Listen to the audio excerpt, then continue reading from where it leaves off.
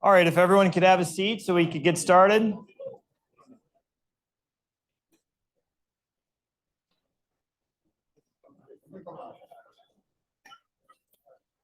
Okay, our next session is titled, "What are the conditions necessary for success in virtual schools?"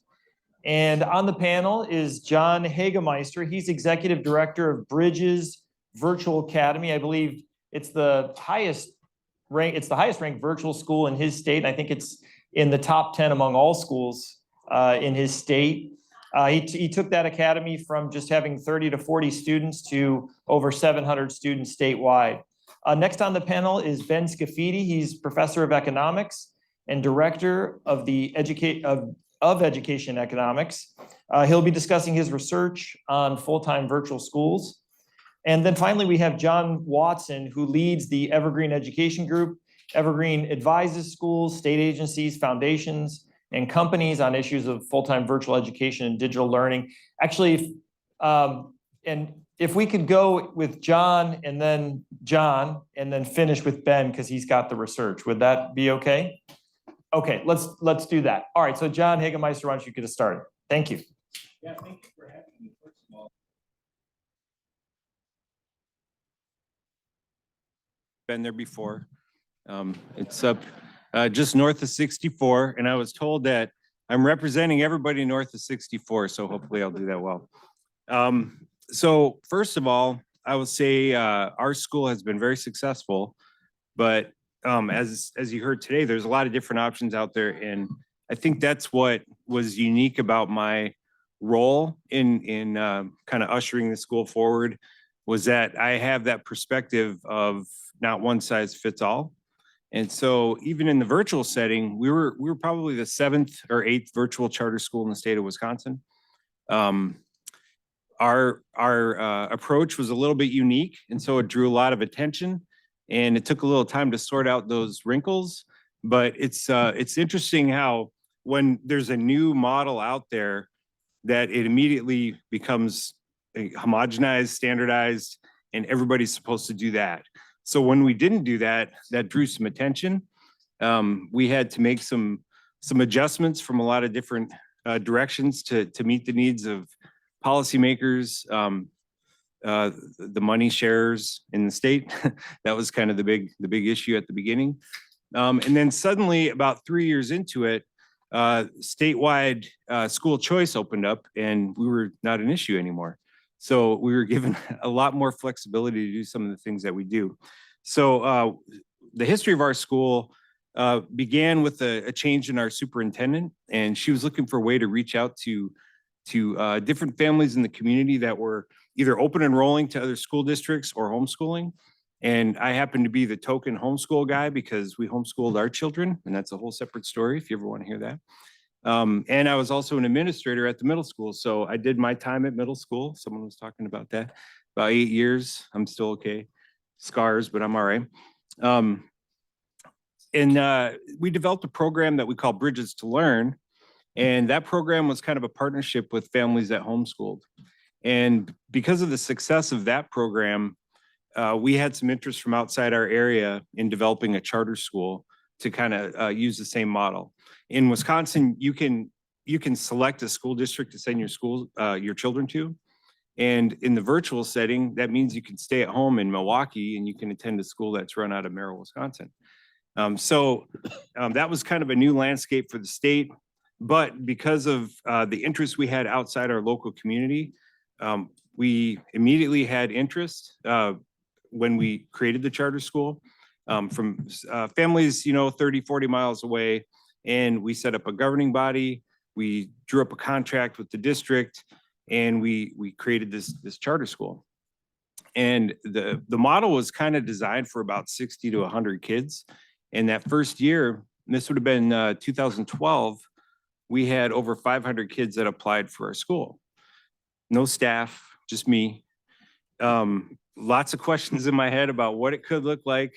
But really, a lot of the things that I was drawing from to help maybe kind of guide what I wanted to do were based off of my own experiences in school. Very non-traditional experiences. My first experience in education was in alternative high school, where we had everything from, criminals, students coming from the juvenile detention center. And, of course, all the pregnant girls, they had to send them there because they thought that'd be a good mix. And, just misfits and kids that would come, kids that would, not stay there for more than a month, but then they come back a month later. And so how do you teach in that environment? You really have to be creative. So I learned a lot of tricks there. I gravitated after that. I was in a traditional setting, but I really like project-based learning. I never understood the idea of the traditional Carnegie unit and system. So even though I worked in that system, I always, had it in my mind that kids learn differently. The paces aren't always the same. And so all those things were going on in my mind when I was finally able to start hiring some staff. And I found very quickly that there were a lot of people like me out there that were really good teachers. And so as we started to kind of gear up for 500 plus students, we pulled the staff in. I hired people that were kind of creative thinkers, outside the box people. And we started to create this model for a virtual charter school that looked different than anything else that was out there. So it really was a collaboration with my team, going through challenges and trying to figure out what worked and what didn't work. But the foundation of all of it was that partnership with parents. And what we did that was unique and that drew a lot of attention was we allowed parents to be involved in the choices of curriculum. Allowing parents to be involved in the choice of curriculum, allowing parents to participate in instruction. So it looked a lot like homeschooling. So then there was a question, who's the teacher? Is it the parent or is it the school? Because if it's a parent, that's homeschooling, that's a different category of education in Wisconsin. You can't do that. You can't get money for that. So the first 3 years were really kind of designing what it is we wanted to do to meet the need that the state had, which was you have to clearly demonstrate that your teachers are teaching. And so through a lot of different ideas and processes and things that we did, we got to this point where we've been very successful. So our question, and I still remember it was the second year when we were building with staff, we got to this point in this big long string of emails where one of the teachers said, well, we just want to know how kids like to learn. And how do you want to learn? And so we kind of use that as a foundation to build these instructional delivery options for students. And then as we've evolved in the last 12 years, we've built training for how they would access instruction in our flex model or our seminar model. Or if they want to take a course that's, in an online platform, like a K-12 platform, or we use Alex Math or some of those, kind of canned curricular things. And we really started to have success as students were able to identify the way they learn best and access instruction the best. So we continue to get better, in the way that we provide the options. We continue to develop processes for students at younger ages so that they can see what it is to work more independently, or they can be in a live seminar class, which would be like a live synchronous class. And we start to see now that we've got a lot of students that stick with us all the way through. I think we graduated some of our first 12-year students last year. They've been with us since the beginning, so that's really nice. We serve about 700 students throughout the state. And, people have tried to copy what we do, and some have been successful, and they really only are if they have that parent partnership component built in, and they really truly work with families and not just with the student. So virtual school success, obviously, I want to make sure I hit these points. You have to have technology and support. A lot of the 62 virtual schools in Wisconsin don't provide technology for students. So what do you have? You have students that are on different platforms trying to access something that may or may not work for the device that they have. So from the beginning, we provided the technology for students so that they could access everything. It's a uniform package. Everything that we do, we know they can do from that device. Second, our charter school is really designed to be used like a charter school is supposed to. We get to try things out, and if it doesn't work, we throw it away and we try something else. A lot of charters that I've seen, when they start, they have a theme or something. If it doesn't work, then the whole thing ends. They don't. And then the other piece of that is the innovation that we see, we can bring back to the regular instructional setting in our brick and mortar schools. And some of those things, some of those strategies have been adopted, particularly during COVID. How do you do virtual schooling? Oh, we have a virtual school right here. What do you guys do? So we were able to kind of help guide the district during that very challenging time. We loop our advisors with our students. So we're broken up into grade bands. So K4 through 2, 3 through 6, I'm sorry, 3 through 5, 6 or 8, and then high school. And I assign an advisor for a group of anywhere from 20 to 30 students. And they stick with that student all the way through those grade bands. And so that develops that relationship that is actually a family relationship. And so we end up with parents that know our teachers very well, teachers that know the families very well. And then that relationship allows us to do a lot of things that lead to success for the students. And then the commitment to knowing how students learn the best. We really take time to personalize what we do through the different instructional options that we provide. We call them instructional pathways. So for example, if a student is good at working very independently in math, they might follow what we call our flex pathway, where the teacher lays out the parameters. There's certain curricular options they could choose from. And then the teacher weekly will send the student kind of the roadmap for what they should be doing. And then once a week, they meet with that teacher. They talk about how things are going. If there's a need, they meet more often. There's accountability built into that for the student, and the flexibility for that student to access that instruction whenever they want. We also have, like I mentioned, a seminar pathway, which looks very traditional. So for a typical high school math class, they'll meet 3 to 4 days a week. They'll have one day where they meet with the teacher if they want to, for extra support.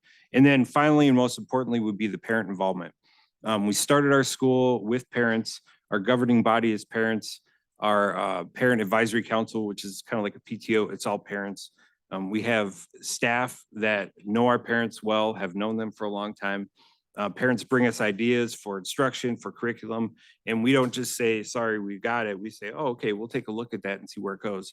And through that partnership, I think that's really allowed for our success. We have high success on state accountability measures, as Dan mentioned. We have high parent satisfaction. We have high student satisfaction, staff satisfaction. It's just a very satisfying place to go to school. And I'm running out of time, but I do want to say again that this is a great school, but it's not for everybody. So for the students that are looking for this type of school environment, we do a very good job, and I'm very proud of that. But it's not for everybody. I'll never come up here and say, well, we should change all education to what we do, because it's just not feasible or right for everybody. But that's it. Thank you.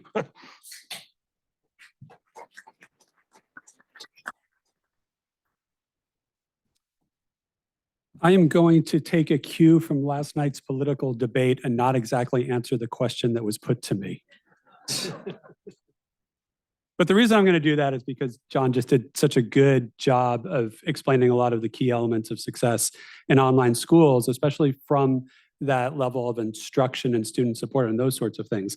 And so I want to talk from a slightly different perspective, but I also want to just give you also a perspective of why I'm telling you what I am and where that comes from.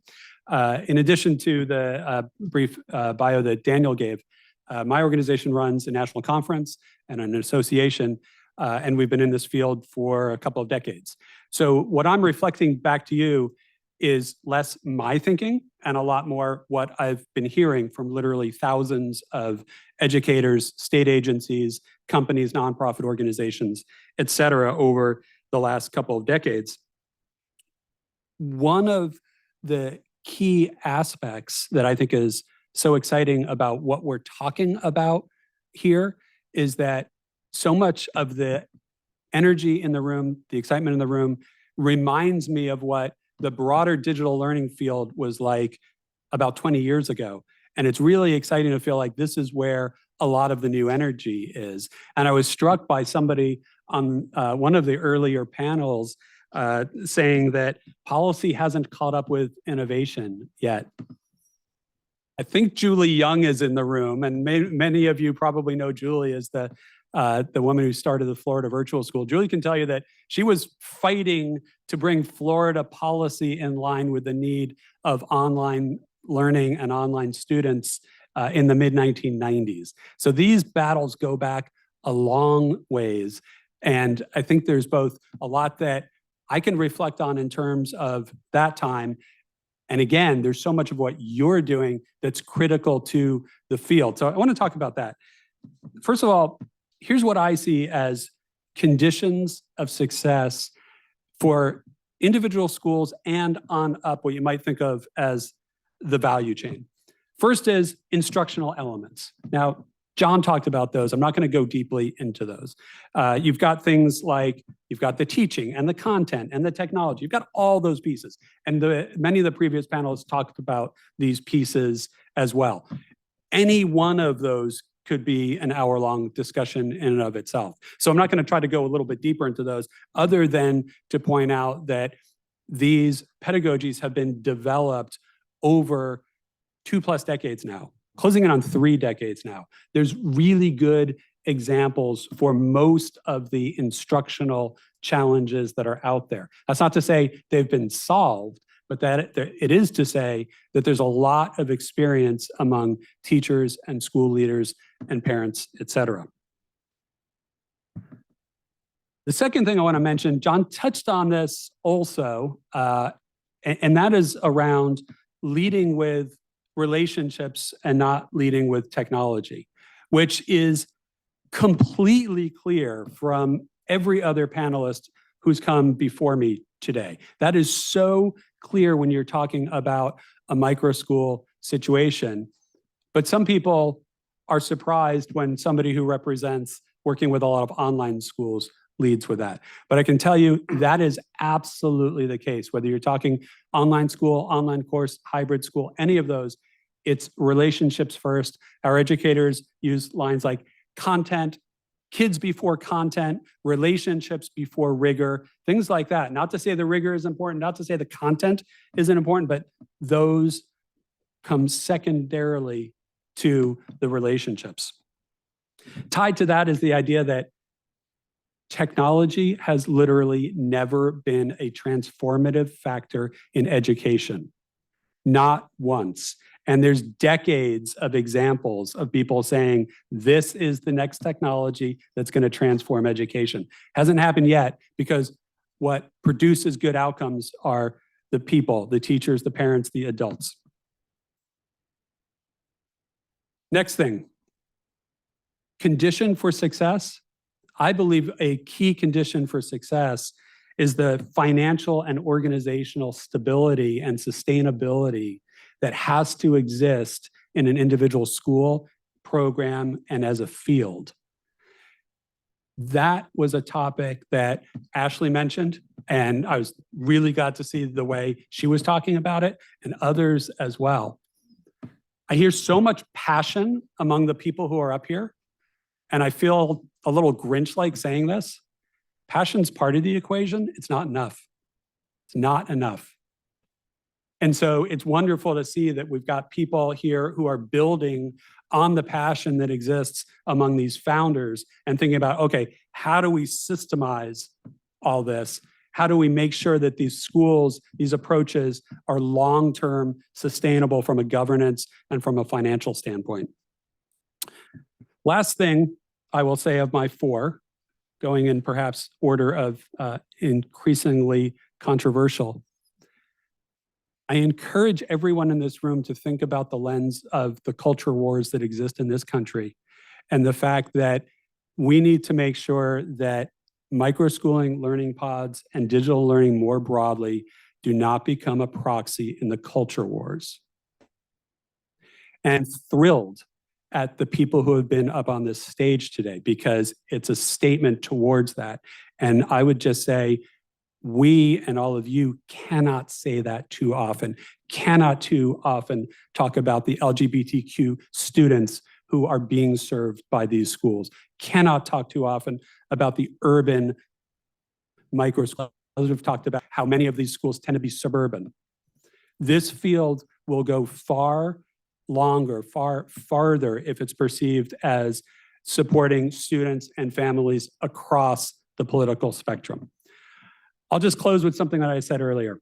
There's an incredible energy in this room. There's incredible energy around the innovation that exists. And what I've seen in the field, the broader field of digital learning in 2 decades, is it's not only served the literally millions of students who have enrolled in an online or a hybrid school or taken an online course, but it's also pulled the traditional education system forward. Not as much as we would all like, but it's happened. I've seen it. And what I see is the energy in this room is what's going to take that next step for students across the entire country. Thank you.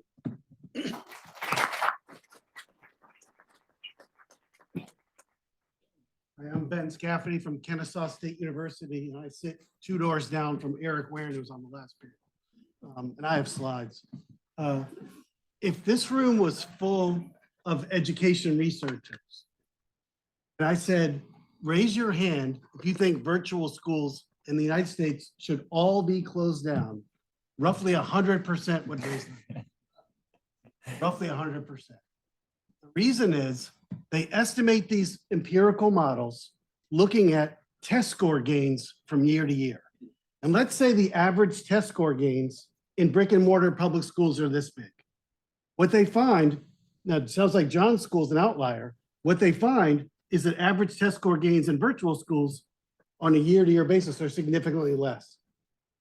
So they would say we should close down all these schools.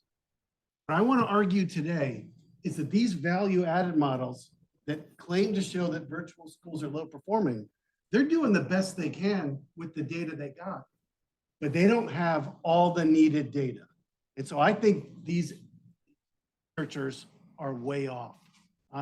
But disclosure, Scribe K-12 paid me to do the 2 surveys I'm going to talk about.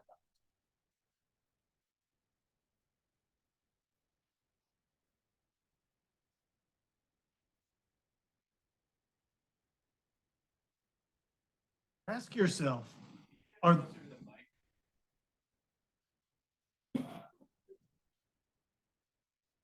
sorry, it wasn't on.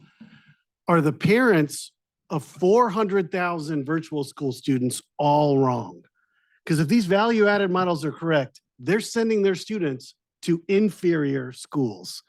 You know, there might be other important reasons to send your kids to a virtual school. Like maybe they were being bullied, or maybe they have a mental health challenge. And so maybe a virtual school is best for them, even if the academics were worse.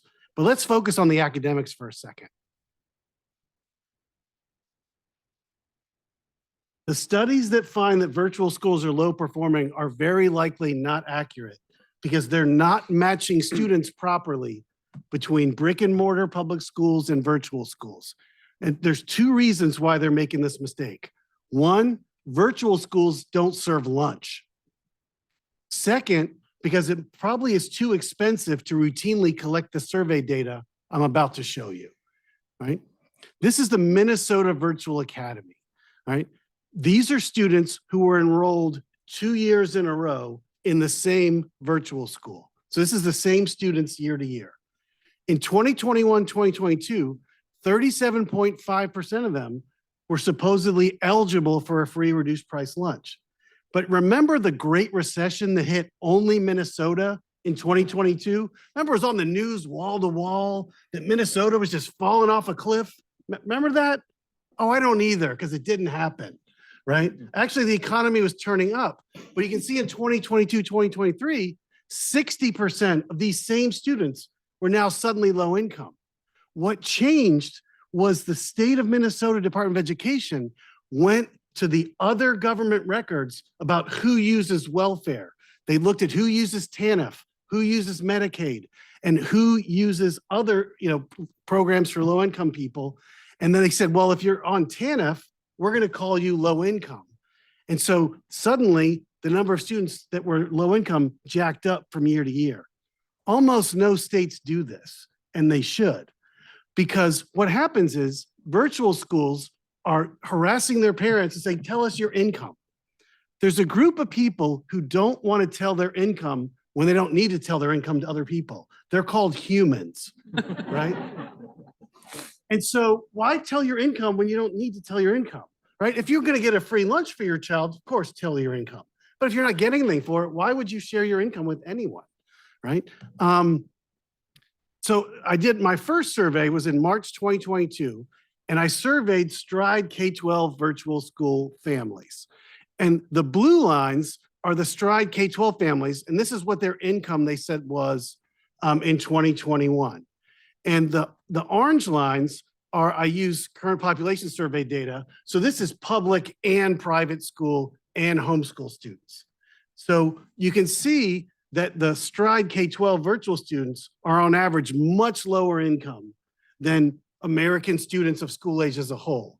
Now, of course, a lot of those on the higher income levels are going to be private school students, but there's only 8% of American students in private schools. So that doesn't explain this difference.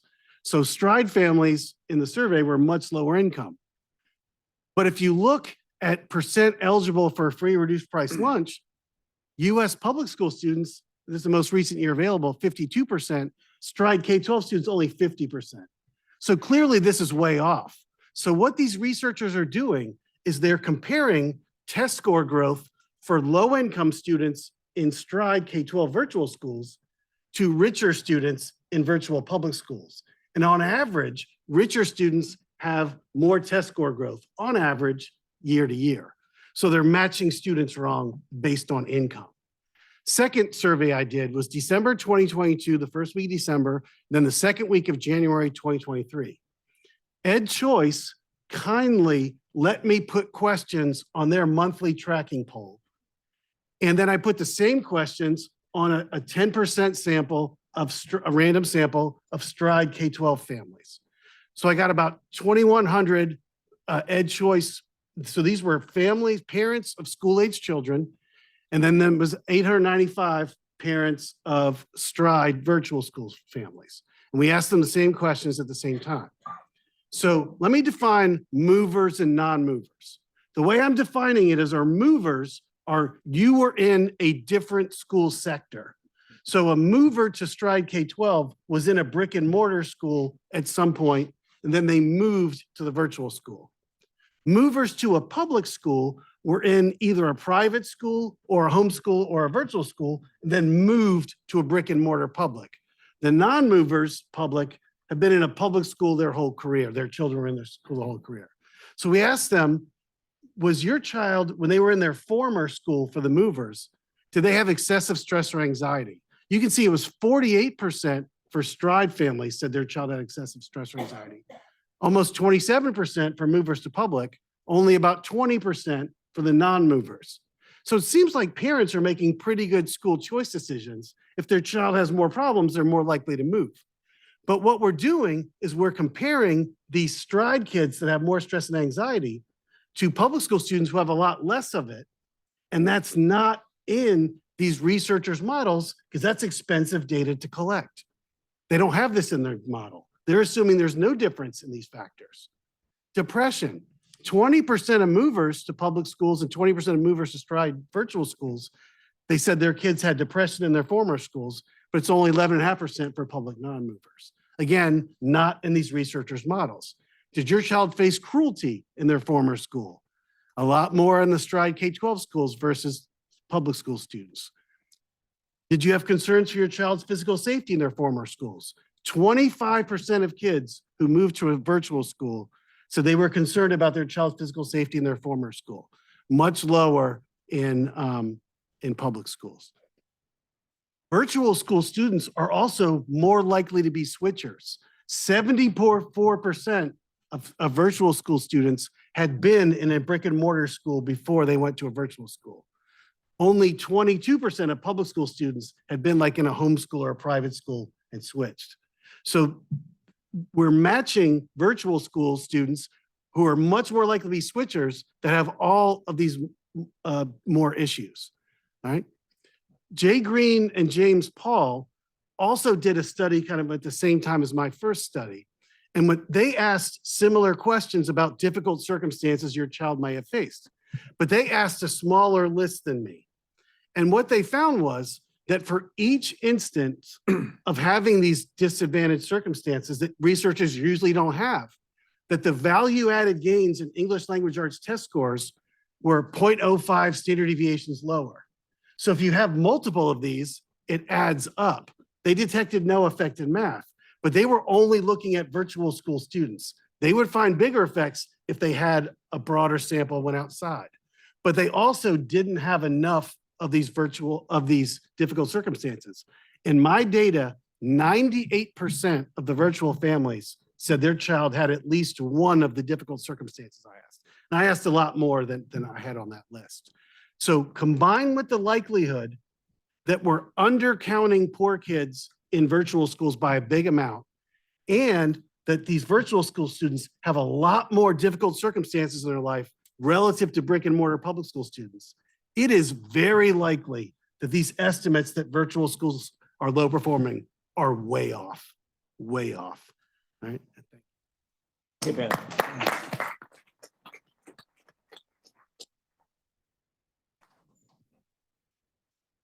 So I have I was going to say, well, okay, why aren't the kids doing better at virtual schools? But I think Ben has trumped me on that one.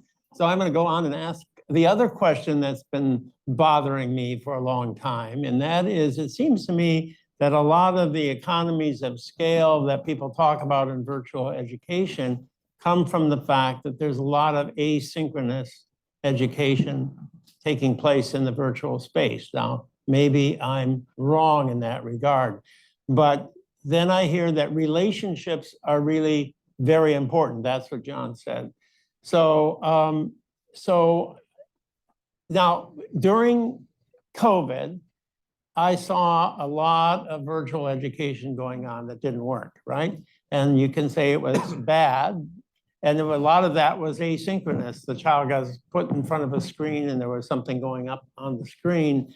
I watched my own granddaughter doing it. She was mostly looking around to see what was going on outside. So that's my question. How do you keep somebody engaged? And how important is it to have something live and real and interacting with the students in order for virtual education to really succeed? So John, I'm going to throw that to you. Yes. Thank you. Well, as I mentioned, we have different instructional pathways that we use for students. And so the synchronous versus asynchronous instruction a lot of times depends on how involved the parent wants to be. One of the big challenges at the beginning of, like I said, when we started our charter school is the parent the teacher or is the teacher the teacher? And my argument back was, well, both, because they're in their home. We can say, here's what we want your child to do today, but we can't watch them doing it unless we want to, surveil them all day long. And most of the parents that come, that open enroll to a different school setting are not looking for that. They don't want us in their home, but we are in their home. So the partnership is, it's a different strategies for teaching that don't necessarily require direct instruction from a teacher. So designing content lessons that are accessible by the student with support from an adult at the home, whether it's a parent or someone else. And then you teach that from the younger ages. And what we found is that with our younger students, that's when the parents want to be involved. They want to help them learn how to read and count and do all that stuff. So supplementing that with, like the once or twice a week reading class for students to attend. And we didn't even make them required at first. We would offer those things as options. And as they were there, parents would say, hey, that's really neat. I want my child to do that. And so then more people would get involved and then we'd have to build something else. And, imagine like Mr. Rogers, well, for those of you that are a little older, remember Mr. Rogers, he didn't do anything really exciting. He just talked and I had puppets and stuff like that. I mean, so that's what my teachers do. Obviously, I'm not an elementary teacher, but that's the kind of things that they do, and it just engages the student. And then the parents are, supporting them in other ways. And then as they get older, and you get into like, second, third, fourth, fifth grade, the frequency of those synchronous options are more available, to the point where by the time they're in middle school, I mean, we have just a course, where they can go in there and they can access that three to 4 days a week. So I don't find that to be too much of a challenge. And by the time they get older and students have those options that they know work for them, in different subject areas, they run with it. And if they're successful, why would we tell them they need to be engaged directly with the teacher all day long? That was really a big challenge when we started was, and this is before I was working with educators at the Department of Public Instruction, Wisconsin. I was working with lawyers, policy people, finance people for the state. And they're like, what do you do? That's not teaching. How long is the kid sitting there? Is it 60 minutes at a time? Is it 40? I'm like, well, they're not. Well, that doesn't sound like school to me, so we just want to know if we can fund it. So, I mean, those are the kind of things that I think as virtual education has evolved, parents are understanding that more and maybe not expecting that, direct instruction. They like to be a part of the process. So. All right, well, Ben, since you persuaded Paul, I'm going to be the contrarian here. So I've done some of these analyses that you're talking about with relatively large samples, and have done the matching studies and found the large negative estimates that you're talking about. But I've also done fixed effects analyses where you're looking at the same students switching out of different sectors and looking at what their learning is like. And those estimates are pretty much the same as the matching studies. But at least what I've seen, if you look at the negative estimates, they're definitely less negative when the students are older. And during earlier years, they seem to be more strongly negative. Now, these are just test scores that I've looked at, but I'm wondering if you have a response to that. Sure. And the educators are going to love my answer. Fixed effects only get at time invariant things about kids. And so random effects are things that come and go. And so a lot of what happens, my kids went to a K-12 virtual school for a year because the public school they went to was horrible. And then we drove them 25 miles to this private school that was very inexpensive on donated land in trailers the public schools didn't want. But then that school closed because a really good charter school opened in that county and we couldn't go there because we didn't live there. And so we had nowhere to go at the last minute. So we put them in a K-12 school. And so I met lots of families. And to a person, every child that I met, their family, something happened to that child. And that's why they went to that virtual school. It wasn't like their parents were like, oh, I always wanted my kid to go to a virtual school. Something happened. So a fixed effect wouldn't pick up that something happened. And then again, this was casual empiricism. What happened is it would get straightened out and then they would go back to the public school. So you wouldn't have the data to observe the test score gain or whatever. So I think there's just, if we had omniscience in data, really strong researchers like yourself and others would be able to pick this up. I just think we're not going to have the data and for these special populations. And I think it's also true in disadvantaged brick and mortar public schools. They've been arguing this since No Child Left Behind passed, that we have other issues that your data is not picking up. I think they're right. And I think that the virtual people are right as well. Yeah. Oh, John, you have a comment. I'd like to add a story related to exactly what Ben was just talking about. My nephew was in an affluent, high-performing school district outside an major Eastern US city. He went from doing great in school to basically dropping out in high school because of mental health issues. The reason he got saved was a hybrid school. His journey will not show up in the data. It does not show up in the data for a variety of reasons that I won't quite go into, but it all happened too fast. But that hybrid school, and a lot of these students instead are going into online schools. Going into that school is what saved him. He was not being well served in the traditional public school. He got into the hybrid school. He graduated. Now he's talking about going into a biochem PhD program. Not in the data. And it's exactly what Ben's talking about. All right, well, let's open it up. Drew's got the first here. Thank you very much. So we heard in the last panel about homeschooling and about how homeschoolers are very, very socially adjusted and they have that socialization and they're very resilient. When you hear virtual schools, you don't immediately think about that socialization piece that you get at a brick and mortar school being in person. And I want to know kind of how do you view the socialization, the role of socialization with other children at your schools, and also if there's any innovation that you've seen around that amongst other virtual schools in the landscape. When we designed our school, we purposely created positions that allowed us to set up social events in different parts of the state, not necessarily for the socialization piece, but because we just felt like that's what people wanted. So we have 5 regions in Wisconsin. I have 5 regional coordinators that set up events multiple times, in each quarter, where students can get together. Some of them are educational, some are just fun. So that was kind of unique in the virtual school world. So there's that. We also recognize and honor what parents or what students do outside of the school hours. We don't have, athletics or anything, obviously that'd be difficult to pull off. So we will support financially what we call academic enrichment options.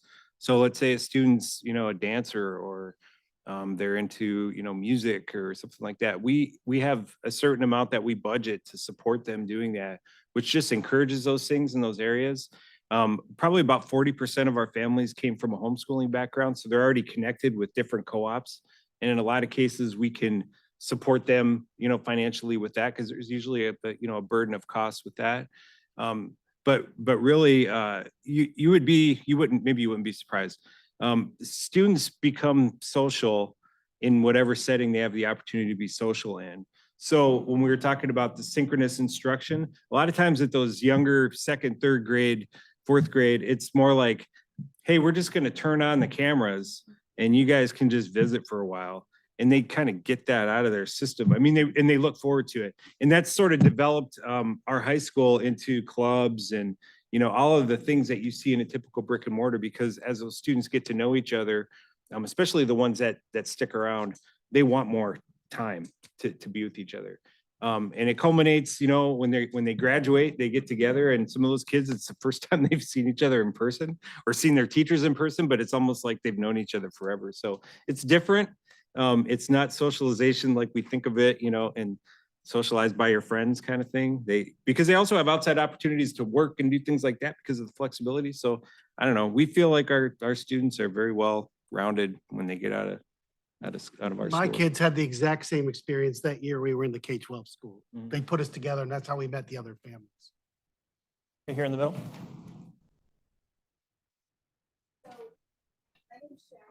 And I'm with Pennsylvania Families for Education Choice. I am mom to 6 girls, ages 13 to 24, and I have had 4 of them in Cyber Charter. So if you have questions about socialization, Cyber Charter, come see me. I can tell you all about it. I can also tell you about private school. I can tell you about district cyber school, and I can tell you about public school. The only thing I haven't hit probably is homeschool. I will say that regardless of the data, parents are their child's best advocate.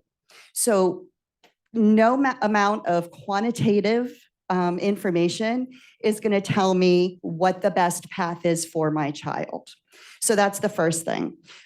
You're right. There is a lot that does not show up in terms of negative experiences with children.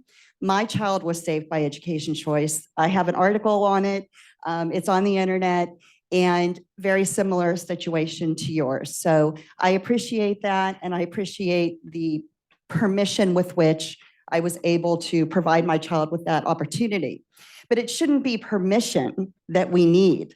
to provide our children with what they need to excel because, as Sharon said, happiness uncovers their academics. And that's what happened with my 7-year-old. Sorry, I'm really nervous. So I would ask you, John, you said that we need to systemize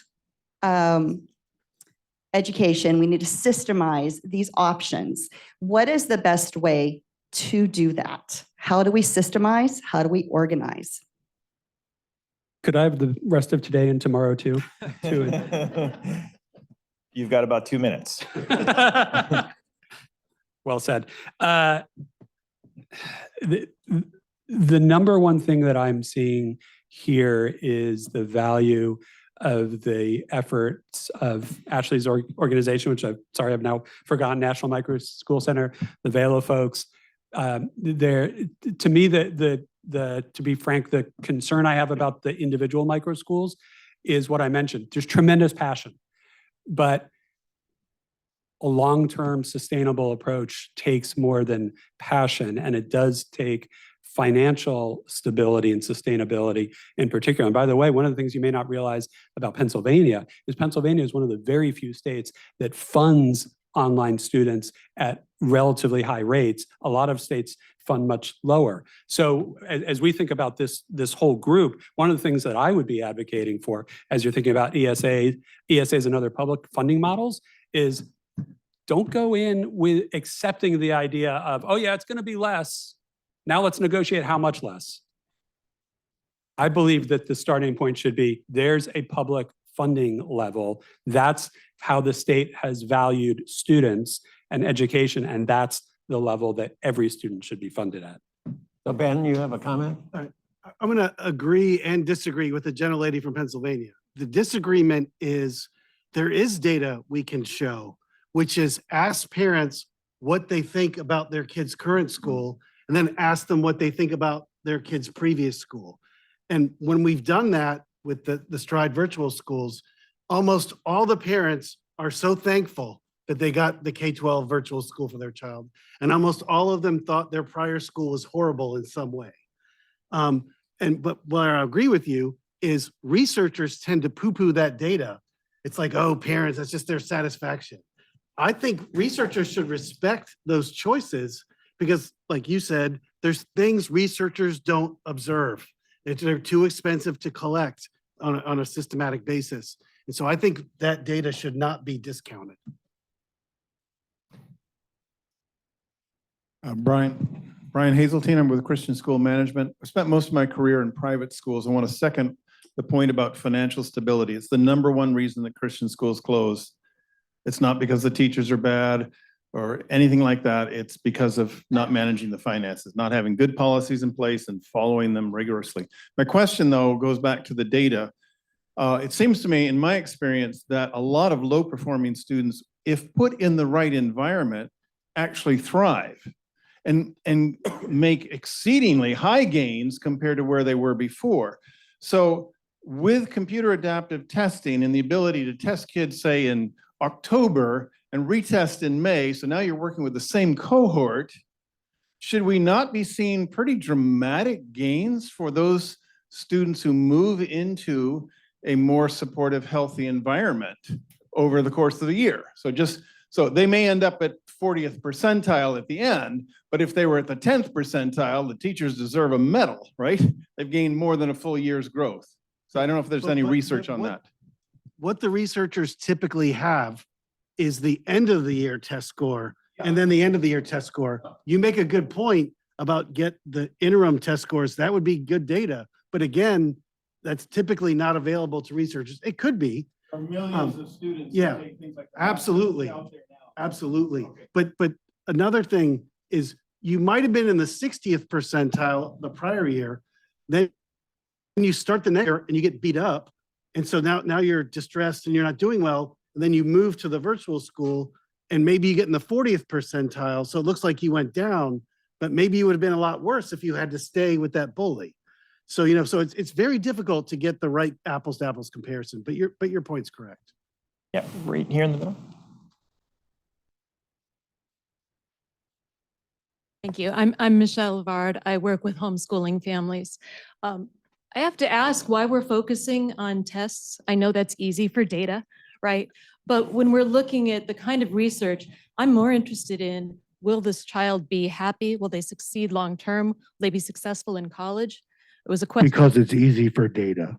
Yeah, that's what I was afraid of. But are there any studies that look at the other? Because I see it Yes. personally, I see it on the qualitative Yes, level. and they're universally, parents are so happy when they get to make a choice with their new school. Now, some aren't, and some move back, right? Or some make a third choice. But over the parent satisfaction surveys are very one-sided and very dramatic. But looking at it long-term, because what I hear from college admissions is, well, you know, when the SAT score predicts if they're going to be successful, if we're going to retain them.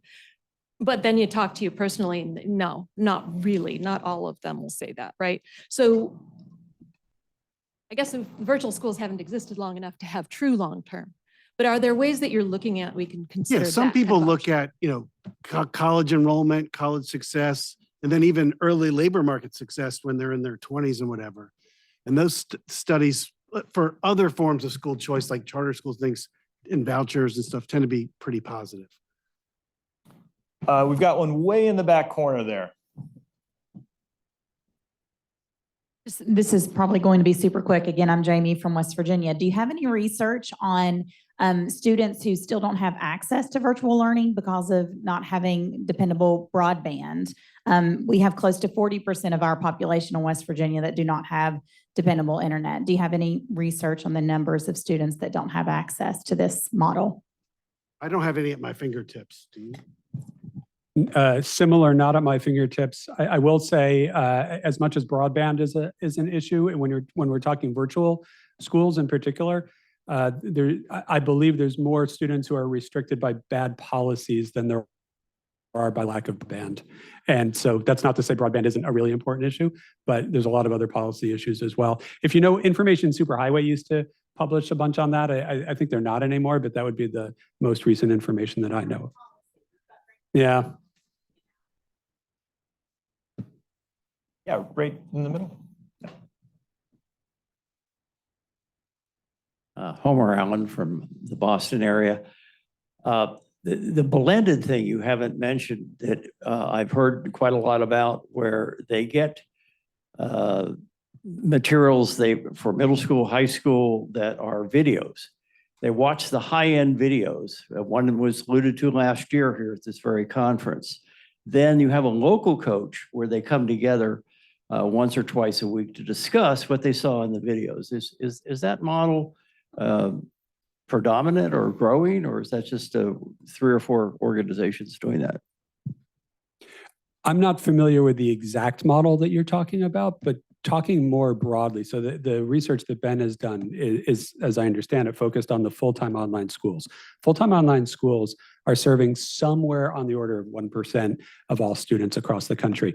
It, of course, varies by state because of state policies, but in the states that have the highest number and percentage of online students, that's still somewhere in the maybe 2 to 3%.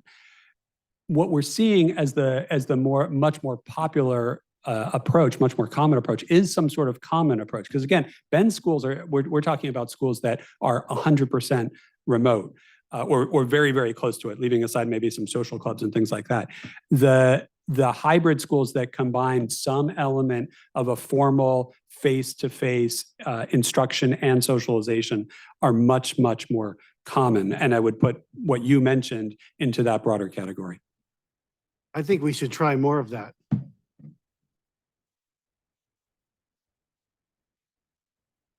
Back there. Hi, Morgan from outschool.org. Can you give us a sense, whether it's local or national, the demand signal for families that want a virtual option?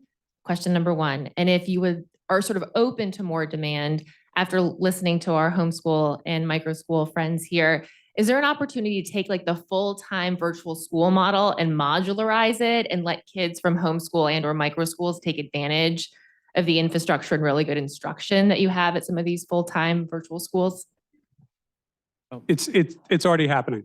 It's happening. I'm familiar with schools in Arizona and elsewhere that are doing exactly that. So the micro schools and actually some of the people in this room are doing this, where what they're doing is setting up a micro school or a learning pod where the students are officially students of an online school, and that learning pod is essentially a supplement to that. So it's absolutely happening. And it may be a more sustainable model than some of the others that are out there. In the state of Wisconsin, there's 3 categories of school: public school, private school, and homeschool. In each of those categories, students have the opportunity to take up to 2 classes at their local brick and mortar school. And I think in the last 3 years, high school students are able to participate in dual enrollment options, which could be at the college level, up to 18 credits throughout their high school career, or at the high school level, they can take courses at any other school. So what that's done is in the with the 62 virtual schools in Wisconsin, they have opened their doors for students to take a class or 2 through their school, if that school is doing that. So there's options out there.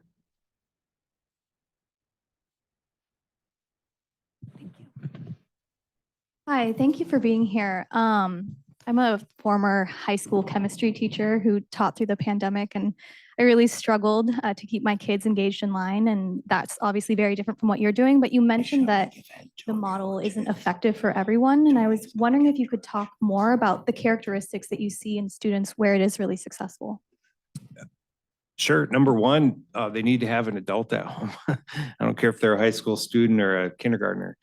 There needs to be someone there to kind of guide them. What I think has been very successful for our school is that not only at the high school level do students have their core area teachers or their applied academic teachers, they also have an advisor. So we assign a teacher advisor to a group of about 20 students at the high school level. And that advisor develops an individualized plan with the student, and then they're following up every week on what they're doing or not doing.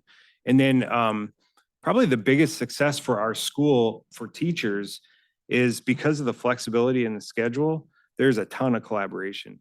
So all of the innovation in our school has been a result of that collaborative time that they have. So we have professional learning communities that we put together. They don't look like the traditional, model of the PLC because we don't have that, we're not a factory. But for their content area and their subjects, they work together and they're able to come up with a lot of real innovative ways to deliver instruction. All right, I think we have time for one more question. Yeah, Don?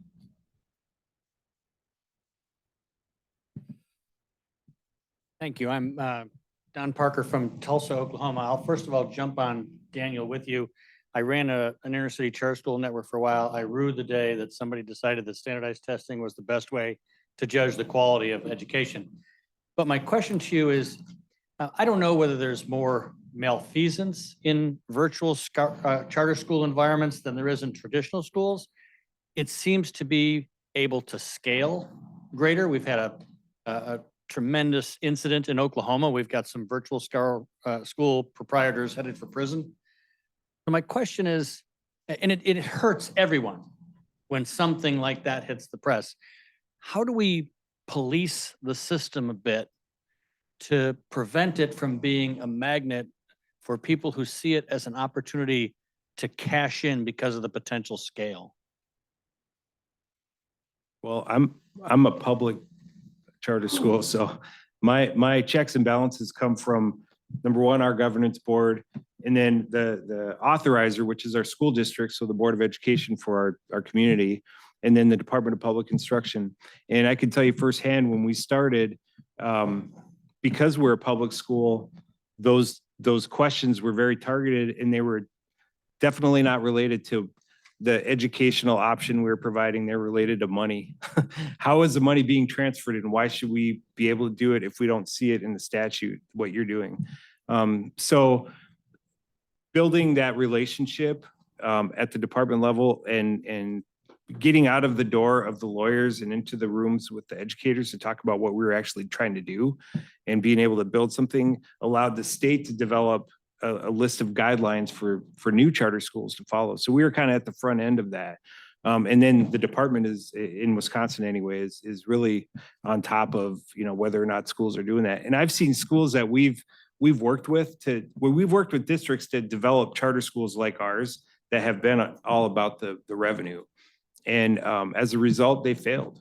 And I think that's what it comes down to a lot of times is if they're just trying to cash in, if they're not hiring enough teachers, if they're not really, holding students accountable, at some point they're going to run into a, situation where someone's going to notice. And it's, when you're sending tax dollars from one place to another, people notice that if there's no success. So.